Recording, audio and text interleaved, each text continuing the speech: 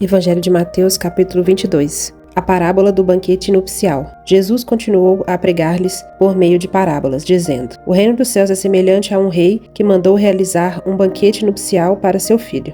E por isso enviou seus servos a conclamar os convidados para as bodas do filho. Mas estes rejeitaram o chamamento. Uma vez mais, mandou outros servos, com essa ordem: Dizei aos que foram convidados que lhes preparei meu banquete, os meus bois, os meus novilhos gordos foram abatidos, e tudo está preparado. Vinde todos os convidados para as bodas do meu filho. Mas os convidados nem deram atenção ao chamado dos servos, e se afastaram, um para o seu campo, outro para os seus negócios. E outros, ainda atacando os servos, maltrataram-nos e os assassinaram. O rei indignou-se sobremaneira e, enviando seu exército, aniquilou aqueles criminosos e incendiou-lhes a cidade. Então disse o rei a seus servos: O banquete de casamento está posto, contudo os meus convidados não eram dignos. E depois às esquinas das ruas e convidai para as bodas todas as pessoas que encontrardes. E assim os servos saíram pelas estradas e reuniram todos quantos puderam encontrar, gente boa e pessoas más. E a sala do banquete das bodas ficou repleta de convidados. Entretanto, quando o rei entrou para saudar os convidados que estavam à mesa, percebeu que um homem não trajava as vestes nupciais. E indagou-lhe: Amigo, como adentraste este recinto sem as suas vestes próprias para as bodas? Mas o homem não teve resposta. Então ordenou o rei aos seus servos: Amarrai-o os pés e as mãos e lançai-o para fora, às trevas. Ali haverá grande lamento e ranger de dentes. Portanto, muitos são chamados, mas poucos escolhidos. Dai a César o que é de César. E assim se afastaram os fariseus, tramando entre si como fariam para enredar a Jesus em suas próprias afirmações. Então mandaram-lhe seus seguidores, juntamente com alguns herodianos, que lhes questionaram: Mestre, sabemos que és íntegro e que ensinas o caminho de Deus, de acordo com a verdade, sem te deixares induzir por quem quer que seja, pois não te seduzes pela aparência das pessoas. Sendo assim,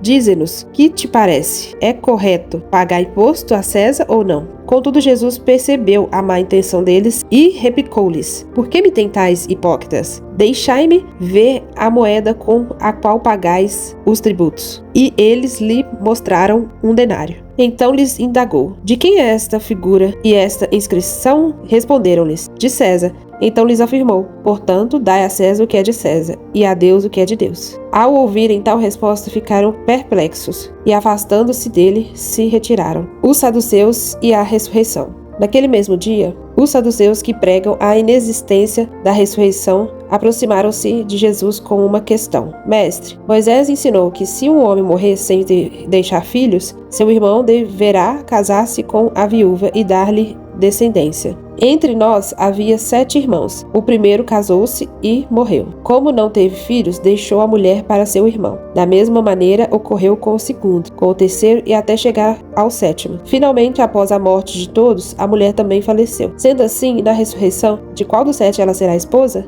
Considerando que todos foram casados com ela? Então Jesus lhes esclareceu: Vós estáis equivocados por não conhecerdes as Escrituras nem o poder de Deus. Na ressurreição, as pessoas não se casam nem são dadas em matrimônio. São, todavia, como os anjos do céu. E com relação à ressurreição dos mortos, não tendes lido o que Deus vos declarou? Eu sou o Deus de Abraão, o Deus de Isaque e o Deus de Jacó. Por isso, ele não é Deus de mortos, mas sim dos que vivem. Ao ouvir tudo isso, as multidões ficaram estupefatas com o ensino de Jesus, o maior dos mandamentos. Assim que os fariseus ouviram que Jesus havia deixado os saduceus sem palavras, reuniram-se em conselho. E um deles, juiz perito na lei, formulou uma questão para submeter Jesus à prova: Mestre, qual é o maior mandamento da lei? Asseverou-lhes Jesus: Amarás o Senhor teu Deus de todo o teu coração, de toda a tua alma e com toda a tua inteligência. Este é o primeiro e maior dos mandamentos. O segundo, semelhante a este, é: Amarás o teu próximo como a ti mesmo. A estes 2 mandamentos estão sujeitos toda a lei e os profetas. Jesus é o Senhor de Davi. Estando reunidos os fariseus, Jesus lhes indagou: Qual é a vossa opinião acerca do Messias? De quem ele é filho? Ao que eles lhe afirmaram: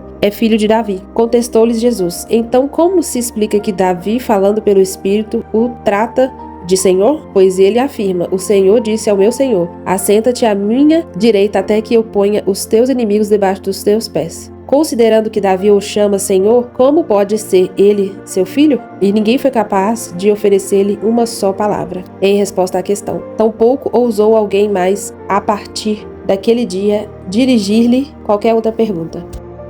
Hoje eu vou fazer uma reflexão breve, falando mais do que tem se repetido várias vezes durante essas leituras que nós estamos fazendo, é o fato de Deus deixar bem claro que o reino dele foi entregue para determinadas pessoas, mas elas o rejeitaram, e por isso ele deu oportunidade para todo mundo de tomar um lugar na mesa. Então é poderoso a gente ver como Deus faz as coisas muito corretas, e o ser humano que atrapalhou tudo. Era para todos nós estarmos diante do Senhor, mas os que ele se apresentou de primeira não quiseram saber dele. Então, no grande dia, não poderemos, reclamar ou acusar o Senhor de injustiças, porque ele sempre nos dá a oportunidade. Basta cada um de nós aproveitar ou não, agarrar ou não.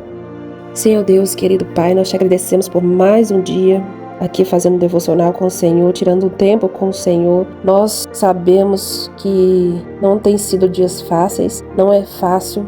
Nós não podemos mentir que não é fácil chegar até aqui e tirar um tempo, nem que seja um tempo curto, ele não é fácil. Porque por mais que seja um tempo curto, só de nós tirarmos esse tempinho para o Senhor já é um grande motivo para vir lutas, para vir distrações, para vir retaliações, para vir várias coisas para nos dispersar, para nos tirar desse momento com o Senhor, com a tua presença. Eu peço a ti, Deus, nos dê forças, nos ajude a estar constantemente com o Senhor, nos ajude a ter fome, a ter sede da tua presença. Muitas vezes nós fazemos por uma obrigação, nós fazemos porque nós precisamos, nós submetemos a nossa carne, e a gente tem que fazer isso mesmo. Mas que o Senhor venha dar fome e sede para nós estarmos aqui com anseio de ter a tua presença, anseio de ter mais do Senhor. Em nome de Jesus, nos ajude a manter os nossos olhos fixos ao Senhor, a tua palavra, nos ajude a buscar mais do Senhor, mais do que nós estamos tirando aqui esse tempo, que esse pouco tempo seja multiplicado, que seja aumentado, Deus, que nós vamos buscar o Senhor muito mais, que nós vamos tirar um tempo muito maior para a tua presença, para conhecer mais de ti, para